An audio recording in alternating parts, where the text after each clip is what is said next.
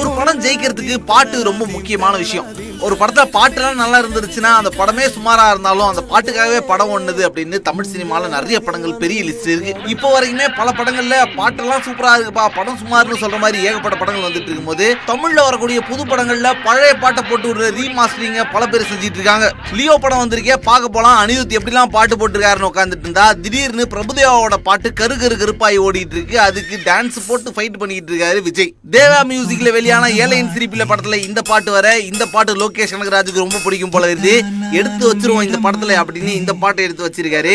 பாட்டு சூப்பரா இருக்கு. கஷ்டப்பட்டு அனிருத் கம்போஸ் பண்ணாம இதை எடுத்து அப்படியே ரீமாஸ்டரிங் பண்ணி அதே வாய்ஸ்ல யூஸ் பண்ணும்போது ரசிகர்களுக்கு ஒரு உற்சாகம் பிறகுது அப்படின்றத மறுக்க முடியாது.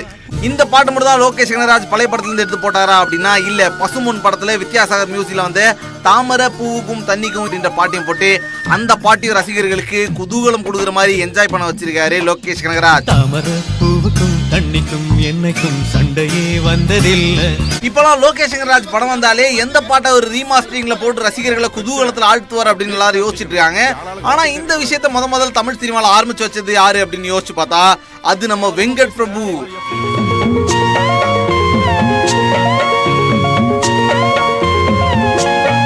யார்ட்டையும் நான் ஏடியாலாம் இருக்க மாட்டேன், நான் ஒரு பெரிய கேடி, அதனால நான் டைரக்டர் ஆயிடுறேன் பாருங்க அப்படின்ட்டு சென்னை 28 படத்தை எடுக்கிறதுக்காக வந்தாரு.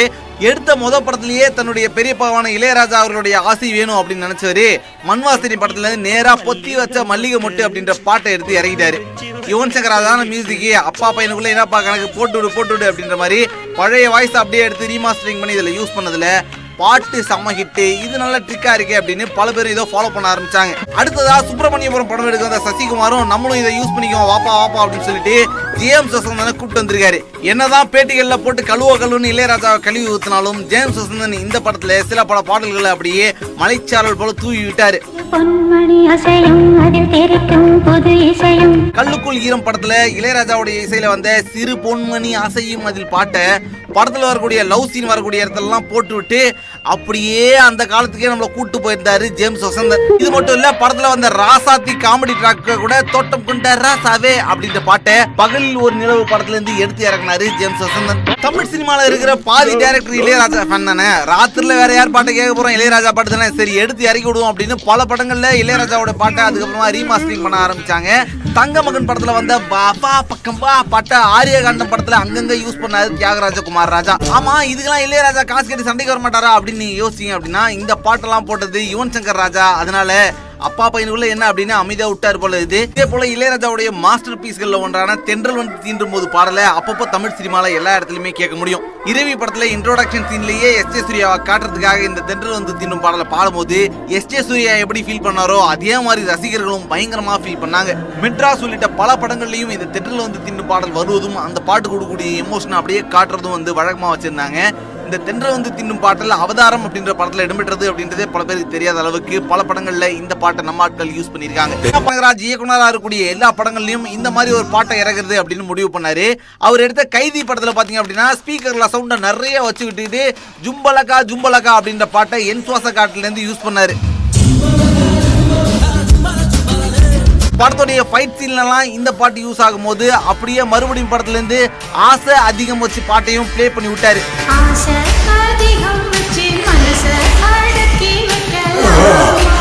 இது நல்லா இருக்கே, படத்துல ஏதாவது ஒரு ஃபைட் சீனோ ஏதோ ஒரு முக்கியமான விஷயமோ நடந்துகிட்டு இருக்கும் போது பழைய பாட்டை ஓட விட்டா இந்த ஃபீலே பயங்கரமா இருக்கு அப்படின்னு நிறைய பேர் யோசிக்க ஆரம்பிச்சாங்க. இதுக்கப்புறம் விக்ரம் படம் எடுக்கும் போதும் இதே மாதிரி அவர் என்ன பண்றாரு அப்படின்னு எல்லாருமே யோசிச்சுட்டு இருந்தாங்க. அந்த சமயத்துல தான் அசுரன் படத்துல இருந்து சக்கு சக்கு வத்தி குச்சி பாட்டை யூஸ் பண்ணாரு. கமல்ஹாசனின் சண்டை காட்சியின் போது வரக்கூடிய சக்கு சக்கு பாடல் எந்த படத்தில் இடம்பெற்றது தெரியுமா அப்படின்னு யூடியூப்ல நிறைய பேர் வீடியோ பண்ற அளவுக்கு சக்கு சக்கு வத்தி குச்சி பயங்கரமா பத்திக்குச்சு. அசுரன் படத்துல இந்த பாட்டுக்கு ஆடினது மன்சூர் அலிகான் அப்படின்றது கூடுதல் சிறப்பு. இந்த பாட்டுக்கு மியூசிக் போட்டது அகத்தியனா இருக்கலாம், ஆனா பாட்டுக்கு சவுண்ட் இன்ஜினியரா ஒர்க் பண்ணது நம்ம ஹாரிஸ் ஜெயராஜ். நம்மளை எல்லாம் திரும்ப ஸ்கூலுக்கே கூட்டு போன அனுபவத்தை கொடுத்த 96 படத்துல இளையராஜாவும் ஒரு கேரக்டராகவே வாழ்ந்திருப்பாரு. த்ரிஷா இந்த படத்துல எங்கெல்லாம் இளையராஜா பாடல பாடுறாங்களோ அங்கெல்லாம் ரசிகர்களுக்கு முடி நட்டுக்கிட்டு நிக்கிற அளவுக்கு ஒரு நல்ல உணர்வு ஏற்பட்டுச்சு. த்ரிஷா யமுனை ஆற்றிலே பாட்டை பாடிட மாட்டாங்களா அப்படின்னு விஜய் சேதுபதி எங்க ரசிகர்களும் எப்பங்க அந்த பாட்டை பாடுவீங்க, சீக்கிரமா பாடுங்க அப்படின்னு பாக்குற அளவுக்கு இந்த படத்துல இளையராஜா பாடல்களையே ஒரு கேரக்டரா மாத்தி டைரக்டர் விளையாண்டு இருந்தாரு.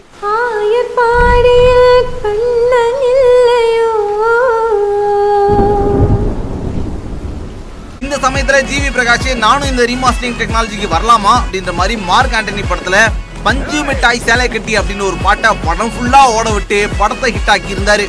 மார்க் ஆண்டனி படம் ஹிட் ஆகிறதுக்கே முக்கிய காரணம் இந்த பாட்டு தான் சொல்ற அளவுக்கு மார்க் ஆண்டனி படத்துல மாஸ் காட்டியிருந்த இந்த பாட்டு எட்டுப்பட்டி ராசா என்ற திரைப்படத்தில் இடம்பெற்ற பாடல் அப்படின்றது பல பேருக்குமே தெரியாது.